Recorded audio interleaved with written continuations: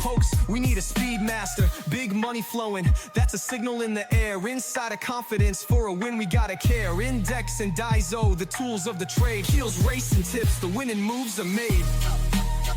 Heels, racing tips.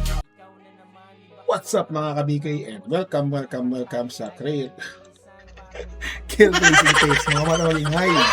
Yan, so araw ng linggo, Sunday. So last karera ng Metro Turf, no? January 11, 2026. Alright? So, ayun. Ano ba sasabihin ko? Alay, nagre-recording na ako. Hindi-record ko na ito ng maaga, no? So, wala na akong nire-report sa inyo. So, hirap kasi makatulog, gawa ng diba? So, breeze lang talaga. Diba? Tatlo lang kami ron. Grabe naman. 1,400. Diba? 40,000 na sa akin doon. Sa 10% na Diba? Ano ba naman yun? Hindi pa binigay sa akin. Grabe talaga. Grabe itay. Anyways mga boss. So, let's go, no? Let's go para sa ating karera ng Sunday. Asawa ko, what's up mga kabigay muna tayo. Asawa ko, where are you? What's up mga kabikay? What's up mga kabigay? Mga bata maging ay isang beses pa. Galing mo rin, ten ba yung bata? Isa sa asawa ko, what's up mga kabigay? Diba? Tapos hindi mo lang, ten, ganoon. Ang galing! Alam nga, pwede mo na programa please. Race number 1 mga boss, meron tayong class 4, 42 to 56 feet, 1,400 meters ang distansya. Ang daming tatakbo, malamang Yamado na naman to, no? Dito wala na patutik-tutik na, dalawa lang to, single fight lang to. Entry number 9, tsaka si entry number 2, no? Pero makikita dito kay Jubel's Glory, tapos Marvelous Maxine. Parehong gusi lang yan ha, pansinin nyo, trainer, di ba? Pati yung player Andre, gusi rin yun, nakakatakot no? So baka mag-4 kasama nyo lang yan sa quartet, no? 2-9-10, 2-9-9-2, gano'n. Ayun pa rin na masusunod mga boss ha, pero para sa akin 9-2, okay na po yan. Pero nalalaman ako kay Jubel's Glory dito, no? Alright, kayo pa rin na masusunod mga amang tunay ha. Bigat kasi nini, bigat na peso kasi nino, 58 diba? So kung kukuha ko dito para sa Masa siguro, tsaka si Arrogante, no? Para sa aking quartet. Kaya yun, para sa Masay, tsaka si entry number 3 na si Arrogante. Pero kayo para na masusunod mga among tunay. Let's go to race number 2. Race number 2 may have 4-year-old and above imported local challenge 1. Meron tong stage race pala to, no? Meron pala tong 300,000 sa first. Second is 112,500, no? Tapos ang third dito is 62,500. Ang fourth, 25,000. Sponsored by Pilracom. Loyalty bet nila is 500 pesos. 1,600 meters ang distansya dito mga boss. Walang patumpik-tumpik pa. Wala kaming pakialam, JB. Wala kaming pakialam! Hindi na po si Sherbet Fountain ang para sa akin dito. Sa daso dito ay Sherbet Fountain. Ang nakikita kong pwedeng subigunda rito is walang iba kundi si Manila Debay. Ang ganda ng nakaraan ni Manila Debay. 4-3 ako dito para sa akin. So kung may forecast to, pero walang po unang forecast to double lang sa pero para sa akin solid na po yan. Wala pala forecast, sorry. Tanggalin natin yan. Pero para sa akin Manila Debay yan ang forecast na yun. Alright, let's go to race number 3. Race number 3 mga boss, pero tayong class 5, 17 to 41 split, 1,400 meters ang distansya. Dito, kailangan natin magmarami dito, no? Medyo may kahirapan tong karera ito. Mga mga idol tong mga to Hindi mga OFW no? Patrick Uy, Magno, di ba? Ang galing. So, Ang galing! number 2 tayo dito. Feisty, no? Feisty ni Dan Camanyero. Tapos lagyan mo ito ng entry number 10 na May 10. Yan, May 10. May kiliti yan. Tapos lagyan ito ng Barek na ni Sarate. Yan. Then of course, Dihado, a long shot, wala sa KT. A long shot. Kasi meron tayong gusi. Siyempre, kumuha tayong gusi, kailangan kumuha tayong gusi dito. Right? Walang iba kundi si Tawi Island. Diba? Ang dami na pinagdaanan ng Tawi Island, no? Kung sino-sino ang pinagdaanan nito, baka dito ngayon na. Para feeling ko meron ka na.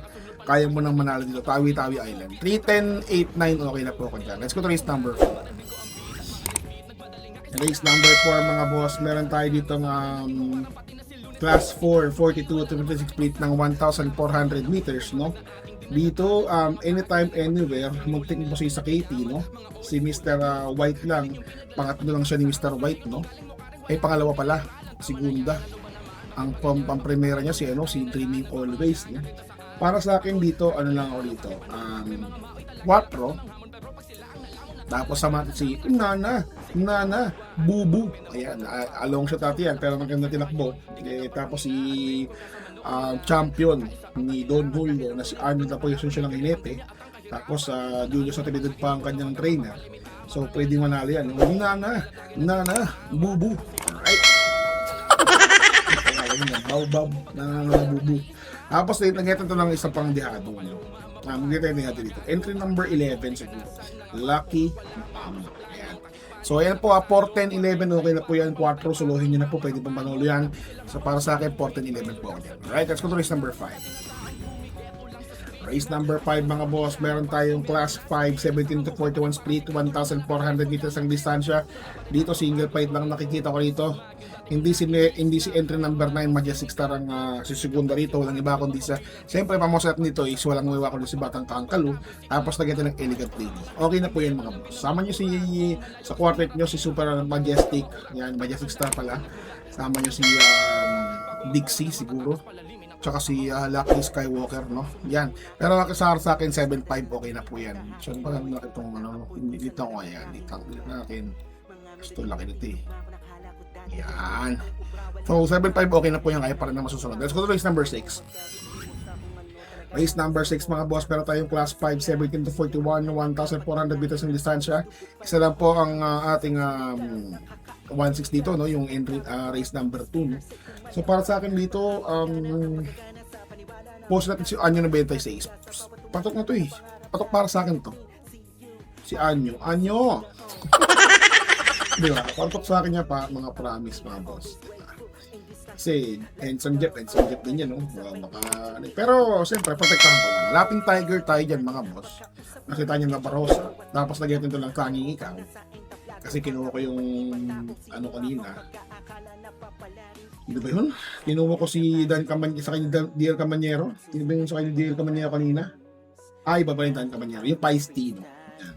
Baka magsama lang eh. Dan Camanyero at Diel Camanyero. Magkaiba yung parang junior to, no? Yun. Tapos yung Fearless ni Dan Camanyero. Yan. Sila lang din. Yan. Diel Camanyero at saka yung Dan Camanyero. Yan. Fearless. Tapos Laping Tiger, Tanging Ikaw, at saka Anyam. Okay na yan. Let's go to race number 7. Of course, race number 7, para tingnan na po lang yung winner take all, pick 6, pick 5, pick 4. Hindi mo extra double. Para dito sa akin, siyempre kinuha ko yung si Elegant Lady and Bopete, no? Baka ito, back to back yan si A and Bopete. So, 12 tayo dyan, 12, na si Cluster. Lalagyan ko ito ng entry number 2 na Anli Burn Sir William, no? Tapos lagyan ko ito ng entry number 4 na Big Battle na couple entry din, tsaka Parisian Light. Dihado pa itong mga to, no? Wala sa KT, Tapos, saka si entry number 13 na si Hakim. Yan. So, okay na po yan. 12, 2, 4, 1, 13. Sa bill, kung ayaw nyo boss, pwede yan. Pwede yan. Pwede nga rin si Robotic Clay dito. Diba? Lahat ng mga sagsi niya, lahat ng mga baka makuha ko yan. Lahat ng mga lahat na may mga guse. Gawain nyo. Maghimalay, diba? Maggusi-gusi lahat eh. Yung kay gawa nila ng paraan, diba? So, kayo pa rin na masusunod mga boss, sasama nyo yan. Robotic Clay, may panalo po yan. Alright? So, that's all about it. God bless you all. See you ulit sa araw ng PJC naman. Nakaumay na tong sa diba? Sayang talaga, nanghihina yung hirap makatulog. Ayun lang. Babush, I love you all. Bye-bye. What's something people don't know about horse racing? It's not just luck, it's strategy, skill, and insider tips. Welcome to Keel's Horse Racing Tips. Here, we're not just spectators, we're winners. Whether you're a seasoned punter or a racing rookie, Keel's got you covered. Catch glimpses of Keel breaking down the stats, reviewing the races, and giving you the thumbs up on the best bets. With Keel's expertise, you'll be making your way to the winner's circle in no time. So saddle up and join the excitement. Hit that subscribe button now for exclusive tips and insights. Ride with us to the winner's circle. Subscribe now for winning insights.